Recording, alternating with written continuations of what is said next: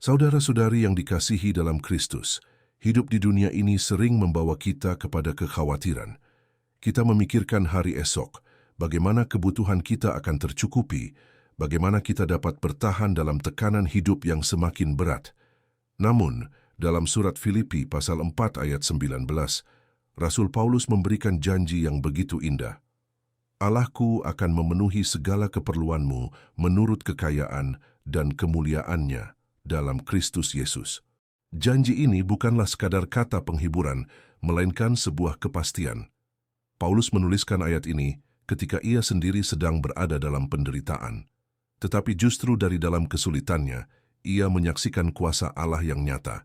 Ia yakin bahwa sumber berkat bukanlah keadaan sekitar, bukan juga manusia, melainkan Kristus Yesus yang memiliki kekayaan dan kemuliaan yang tidak terbatas.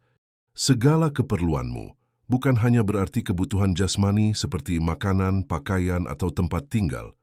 Lebih dari itu, janji ini mencakup kekuatan rohani, penghiburan dalam penderitaan, pengharapan ketika kita merasa putus asa, bahkan damai sejahtera ketika dunia tidak memberikannya.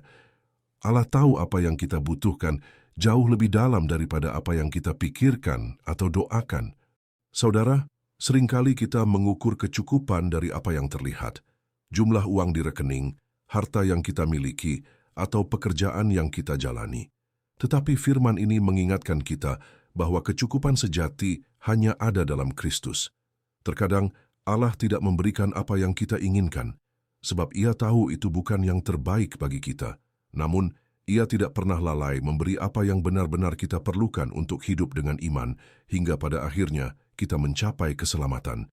Maka, jangan biarkan hati kita gelisah menghadapi masa depan.